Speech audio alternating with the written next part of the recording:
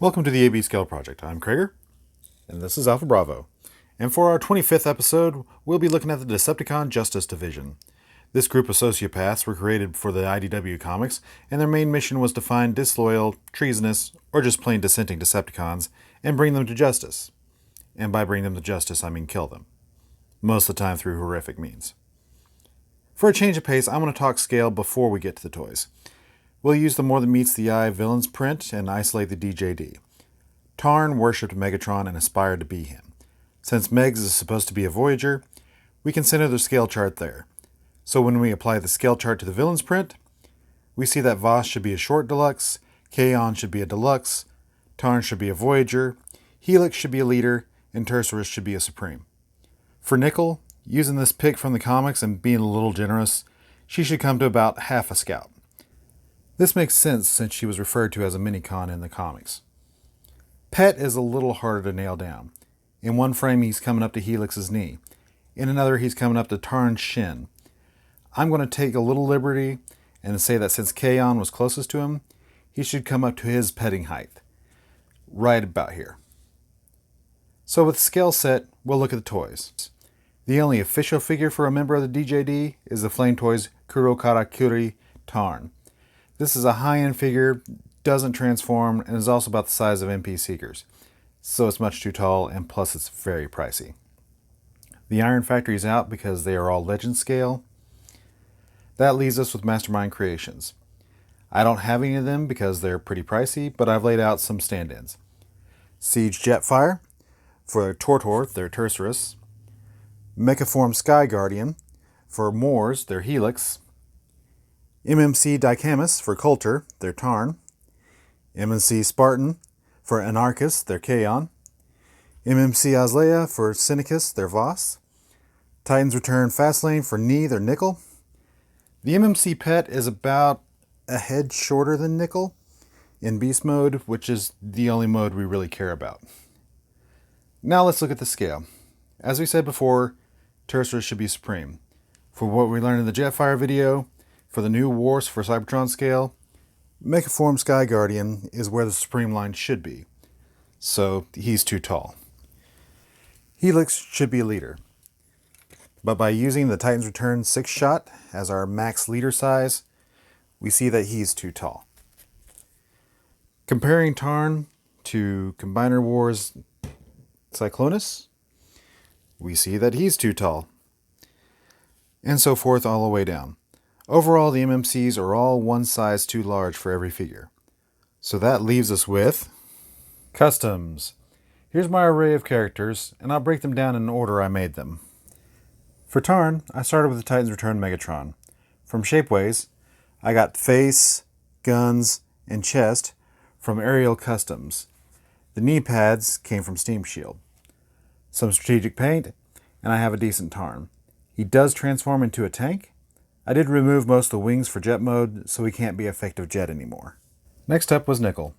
She was much simpler. I started with the Robots in Disguise 2015 Blizzard Strike Slipstream. I removed the Autobot logo and added Decepticon, designed and printed a rocket pack, and built a stand for her out of Lego. The stand was needed because the jetpack overbalanced her. She can still transform. She's just a hover car instead of a roller car. After I did Tarn and Nickel, I did Helex. He took me a long time. Granted, a lot of that was procrastination, but never mind that. I started with Power of the Prime's Optimal Optimus. First I removed the Optimus Primal figure, then I stole the treads off of a Junker Energon Steam Hammer. I made an adapter from the treads to a Lego Technic connector and attached them to the 5mm holes in the legs. Then I designed a Matrix to ball joint adapter for his second set of arms. Next I made some shoulder spikes. I painted him up and decided that I needed to not be lazy and go ahead and add his backpack. I designed it to also attach to the bottom of his feet when he's transformed into his tank mode, which can also have an arms deployed mode. Towards the end of fabrication, I found some Gundam Zaku arms in my parts pile for his second arms. Even more complicated was Tesarus. He was a merge of Titans Return Overlord and Power Rangers Ninja Steel Ninja Blaze Megazord. I used Overlord's arms and legs and Megazord's torso. By a happy coincidence, the holes in the Overlord's arms matched the pegs in the Megazord torso. I only needed to do a little bit of trimming for clearance, and they were good to go. Conversely, as you can see in this pic, the legs on both were pegs.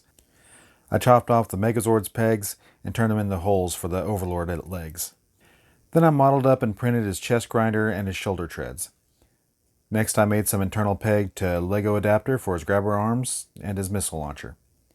For the arms, they're Lego with some pincers that I found in the parts pile. Prowl was his first victim. He went in pain after that, and the rest is history. He does transform into something looking like a tank garbage disposal, so it works. Nickel fits in his chest well enough to recreate the too cool to enunciate scene, and the arms are perfectly functional to hold transformers, in both modes. Originally for Voss, I was going to just reuse the RID 2015 Fracture and call it good, but my wife challenged me to make a custom.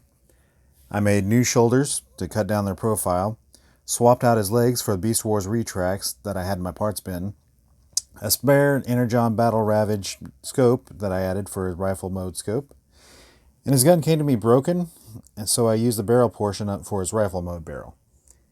Here's his rifle mode. With a bit of fiddling, Siege Megatron can hold him. Here's a side-by-side so you can see all the changes between the original and my custom. The new legs had the added benefit of making him a short deluxe that fitted him in great with the scale. Finally, I made Kaon. He started as Titan's Return Preceptor, and then I started adding parts. Steam Shield has a whole conversion kit on Shapeways, but I decided to save some money on parts. I made my own shoulder pylons that fit over the shoulders instead of replacing them like the kit. It doesn't move like the kit does, but it's good enough for me. I made my own electric cap. I used Steam Shield's face and chest to finish him out. He does transform into his electric chair mode, and being a headmaster, I can recreate his death scene from the comics. For Pet, I just repurposed Command Ravage. I may customize him later, but for now, I'm good with him. Here's a group shot of the molds before. No, I didn't use the Throne of Prime's Optimal Optimus. I was just too lazy to open the spare regular release for this photo, and I'd already modded my open one with the DNA kit. And here's the completed group shot. I'm pretty happy with the way they all turned out. So here they are in the flesh, as it were. Scale-wise, they all match for the most part. Tesarus is a little short, but he's still taller than Helex, so I'm good with his height. That's it for the day. Again, you can buy the whole team from Mastermind Creations if you don't mind the scale too much. But if you want them to scale, you'll have to make your own. I put the links below for my TFW 2005 forums posts for each custom. Thanks for joining us today on the AB Scale Project. If there's a character you'd like to see, put your request in the comments below. Please like, share, subscribe, and I'll see y'all later.